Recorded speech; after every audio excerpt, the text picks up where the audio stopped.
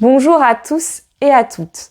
Alors je vous avoue que j'avais pas du tout prévu de vous faire une vidéo sur cette nouvelle lune, mais je me suis réveillée ce matin, là dimanche 12, et je me suis dit, en fait l'énergie elle est tellement forte depuis quelques jours et elle monte tellement en pression.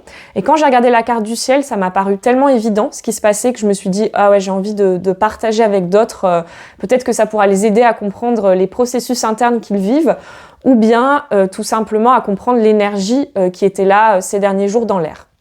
Donc, pour cette nouvelle lune, il y a 3 planètes en Scorpion, Soleil, Mars et Lune, et il y a une conjonction Soleil-Mars. Donc la conjonction Soleil-Mars, elle apporte énormément de vitalité. Ce sont 2 planètes d'affirmation de nous, d'affirmation de nos limites, et 2 planètes d'énergie en astrologie. Le Soleil sans lequel on ne pourrait pas vivre, c'est vraiment cette énergie de vitalité qui nous apporte de la chaleur et qui permet la vie sur Terre. Et puis Mars qui est une énergie beaucoup plus guerrière.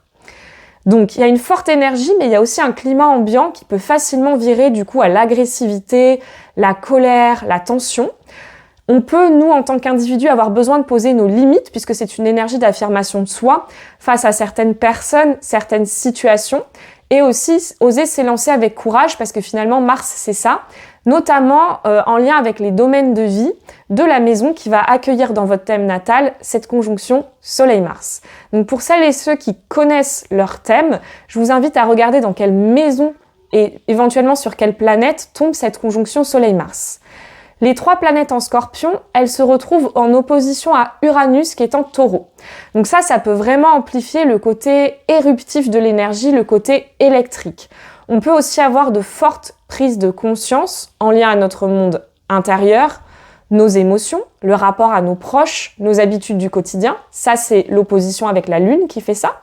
Mais aussi par rapport à notre manière d'agir, de nous affirmer, de poser nos limites. Ça, c'est plutôt l'opposition d'Uranus à Mars qui fait ça. Uranus, c'est une énergie très instable, très électrique, comme je vous le disais, en dents de scie. Donc il peut y avoir aussi beaucoup de revirements de situation, de choses inattendues qui se passent là dans les prochains jours ou dans le prochain mois, pendant ce cycle lunaire, ou peut-être qui se sont passés pour vous avant cette nouvelle lune, la semaine avant par exemple. Vous voyez, des choses qui se débloquent comme ça, paf, instantanément, on trouve des solutions, qui évoluent vite. Ou alors, parfois on peut avoir aussi simplement des prises de conscience très fulgurantes. Ça se passe parfois d'un point de vue plutôt intérieur, plus qu'à travers des événements extérieurs. L'opposition Mars-Uranus, elle peut pousser à agir avec beaucoup d'impulsivité ou à s'affirmer avec beaucoup de force et d'impulsivité. Donc attention aux excès dans l'expression de cette énergie du coup d'affirmation. Surtout que c'est vrai qu'il y a un sextile Vénus-Balance qui est en lien avec Mercure, Sagittaire, la planète de la communication. Donc ça donne vraiment une énergie de j'ai envie de m'exprimer dans les liens. Mais il y a un carré sur ce Mercure. Ce Mercure, il reçoit un aspect rouge de tension. Donc c'est vrai qu'il y a un carré entre Mercure et Saturne. Et parfois, comme ça, les aspects de tension Mercure-Saturne, ça peut générer un climat d'incommunicabilité, un sentiment qu'on n'est pas entendu ou compris dans nos liens. Vous voyez qu'on est frustré dans les échanges qu'on peut avoir avec les personnes, qu'elles n'entendent pas nos besoins, qu'elles n'entendent pas ce qu'on a à dire. De même que parfois ça peut donner un certain pessimisme aussi dans la manière de penser ou dans les idées. On peut se sentir un peu abattu parce que Saturne vient freiner vraiment l'optimisme de ce Mercure qui est en Sagittaire. Donc c'est vrai que le Mercure Sagittaire est un Mercure très optimiste en temps normal, mais comme Saturne, qui est une planète un petit peu de limitation, vient dessus, ça peut donner un petit peu cette vibration-là.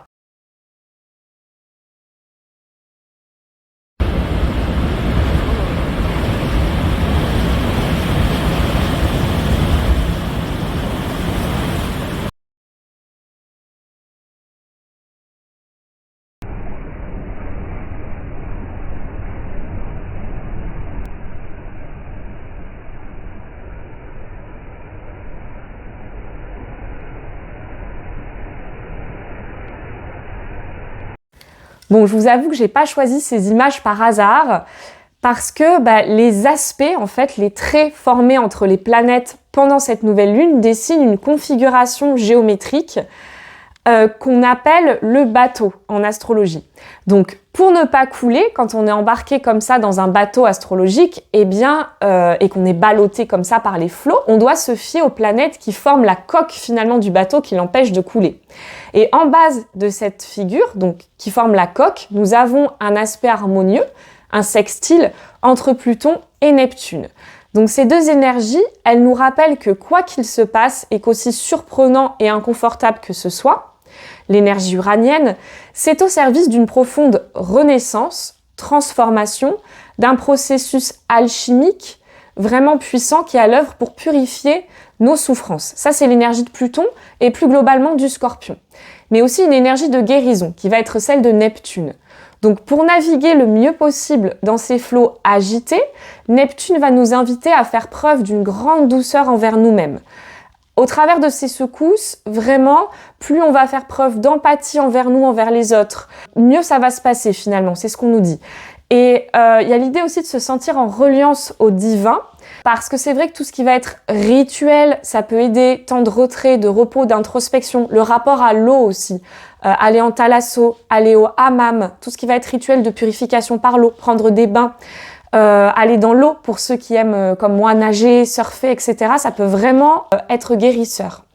Pluton, quant à elle, elle va nous rappeler qu'il vaut mieux ne pas lutter et qu'il vaut mieux laisser aller, laisser mourir, se transformer, voire se terminer en fait tout ce qui n'a plus lieu d'être, que ce soit des situations, des comportements qu'on a, des relations qui en fait aujourd'hui ne sont plus au service de notre évolution. Ça peut être des habitudes aussi auxquelles on a été attaché. D'autant plus que l'énergie uranienne, elle nous invite vraiment à voir les choses sous un nouvel angle.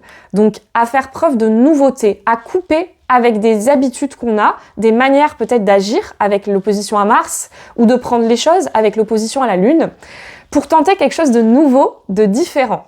Donc c'est vraiment une très belle énergie au service de la libération de ce qui nous entrave et de ce qui nous convient plus finalement. Donc ça peut secouer, mais au final c'est pour du mieux derrière.